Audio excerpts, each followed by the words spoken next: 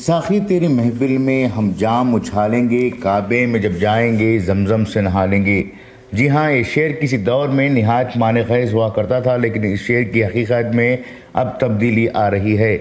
سعودی عرب دنیا کی ضروریات کو سمجھنے کے بعد اپنے آپ کو بدل چکا ہے اور ایک نئے معاشی و ترقی یافتہ انقلاب کی طرف رواں دواں ہونے کا بھرم بھر رہا ہے، جو مستقبل میں یورپین و امریکن سیاحوں کا مرکز ہوگا اور لوگ دبئی کو بھول جائیں گے۔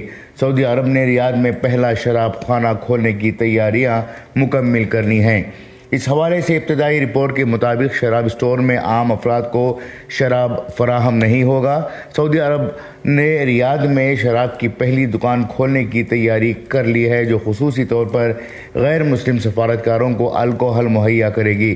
اس منصوبے سے آگاہ ایک ذریعے نے خبر رساں ادارے روئٹرز کو بتایا کہ خریداروں کو موبائل فون کی ایک ایپ کے ذریعے خود کو رجسٹر کرانا ہوگا، جس کے بعد وزارت خارجہ سے اجازت نامہ سے متعلق کوڈ حاصل کرنا ہوگا اور مقرر کیے جانے والے اپنے ماہانہ کوٹے کے مطابق عمل کرنا ہوگا۔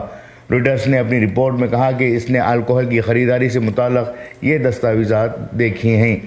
یہ اقدام محمد بن سلمان کے ویژن 2030 کے نام سے موسوم وسیع تر منصوبے کا ایک حصہ ہے، جس کا مقصد ایک ایسی معیشت کی تعمیر ہے جس کا انحصار تیل پر نہ ہو اور اس اسٹور تک رسائی صرف غیر مسلموں تک محدود ہوگی، جس پر سختی سے عمل کیا جائے گا۔ محمد بن سلمان کی قیادت میں یہ اقدام ان کوششوں میں انتہائی غیر معمولی اہمیت کا حامل بتایا جا رہا ہے، جو وہ اس قد آمد پسند مسلم ممالک کی سرحدیں سیاحت اور کاروبار کے لیے کھول رہے ہیں، کیونکہ اسلام میں شراب نوشی حرام ہے۔ دستاویز میں کہا کہ شراب کا اسٹور دارالحکومت ریاض کی اس علاقے میں قائم کیا جائے گا جہاں سفارتخانہ قائم ہیں اور سفارتکار رہتے ہیں، تاہم یہ واضح نہیں ہے کہ سعودی عرب میں رہنے والے دیگر غیر مسلم کارکنوں اور ملازمین کو بھی الکوحل کے اسٹور تک رسائی ہوگی یا نہیں، کیونکہ سعودی عرب میں لاکھوں غیر ملکی مقیم ہیں، جن میں سے اکثریت ایشیا اور مصر سے تعلق رکھنے والے مسلم کارکنوں کی ہے۔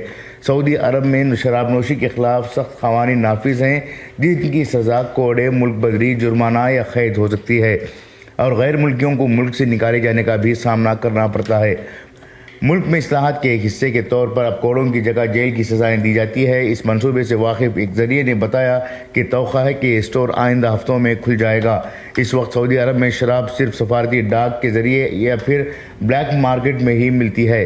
سعودی حکومت نے بدھ کے روز سرکاری کنٹرول کی میڈیا کے ذریعے ان خبروں کی تصدیق کی کہ سفارتی رسدوں میں شراب کی درآمد پر نئی پابندی عائد کی جا رہی ہے۔